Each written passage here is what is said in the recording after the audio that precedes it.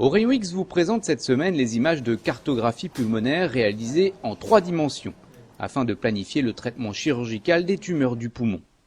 Une représentation virtuelle de l'anatomie du patient qui permet au chirurgien d'anticiper son geste et d'adapter sa stratégie chirurgicale en fonction des particularités observées et des conséquences sur la fonction respiratoire. Illustration avec cette lésion repérée sur le scanner d'une patiente, commentée par le docteur Agathe Seguin-Givelet à l'Institut mutualiste Montsouris.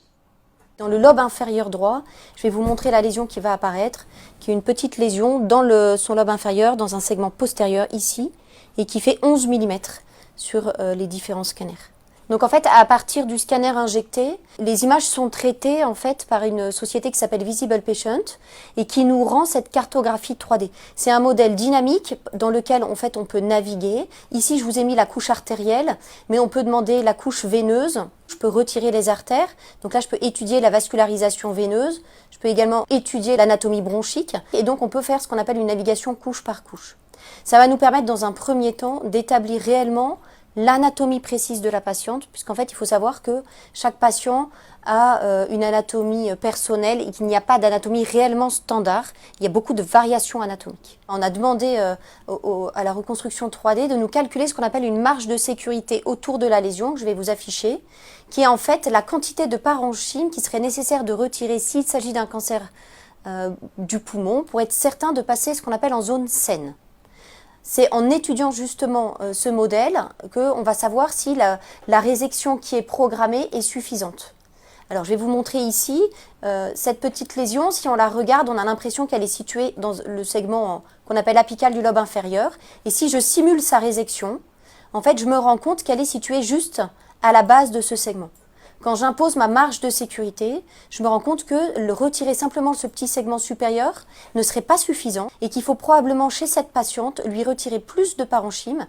Donc c'est une segmentectomie un peu plus complexe, c'est une bisegmentectomie, 6-10 elle s'appelle, pour être certain de passer entièrement avec une marge de sécurité certaine autour de la lésion s'il s'agit d'un cancer. Alors ça nous aide à 2 étapes. Chez des patients qui présentent des comorbidités importantes et qui ont par exemple une fonction respiratoire limite, si on se rend compte que le modèle nous impose une résection pulmonaire qui est trop importante, et en fait ici elle nous le calcule, par exemple sur ce type de résection, 26% de la fonction respiratoire à droite serait retirée, ça peut nous faire changer notre indication et dire ce malade n'est pas opérable sur les données du parenchyme qui serait enlevé sur sa fonction respiratoire et on s'oriente vers un traitement alternatif, par exemple une radiothérapie stéréotaxique. A l'inverse, si on se rend compte que la résection est possible sur la fonction respiratoire, alors ça nous détermine aussi quel type de segmentectomie il faut réaliser. Une fois que cette planification est faite, c'est à ce moment-là qu'on étudie ensuite couche par couche la vascularisation artérielle, veineuse et l'anatomie bronchique pour ensuite avoir une planification extrêmement précise lors de l'opération. Au bloc, l'enjeu est que quand on opère en fait ces segmentectomies, ici on a développé une technique par thoracoscopie, c'est-à-dire à thorax fermé. Comme on ne peut pas palper le poumon à l'intérieur, d'abord on a une difficulté pour repérer les lésions.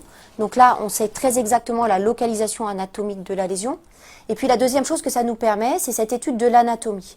Quand on va être en thoracoscopie, on a une vision assez limitée sur le centre de l'artère qu'on appelle dans la scissure et on n'a aucune visibilité sur la vascularisation en distalité. Le fait de connaître à l'avance la direction de chacune de ces artères me permet de savoir pour quel segment elle est destinée et ça me permet, avant l'intervention chirurgicale et au cours de l'intervention chirurgicale, parce que très souvent on retourne sur le modèle, de sécuriser les artères qui sont à laisser et les artères qui sont à sectionner afin de maintenir la viabilité des segments qu'on souhaite conserver pour la patiente. Pour cette patiente, en péropératoire, on a fait donc une thoracoscopie, une biopsie de cette lésion. Il s'est avéré que c'était un cancer bronchique non à petites cellules. La patiente ne tolérait pas une lobectomie. On était dans le cadre d'une indication de résection infralobaire. C'est ce qu'on appelle une segmentectomie. Et grâce à la planification, on a pu lui proposer et on a réalisé une segmentectomie 6-10. C'est-à-dire, on lui a enlevé ce segment et le segment qui se situait juste sous-jacent, avec en post-opératoire les résultats anatomopathologiques qui ont confirmé que nous étions en zone saine. On étudie également au cours de l'opération les ganglions afin de s'assurer que l'indication de segmentectomie est bien valide. C'est la fin de ce numéro, merci de votre attention.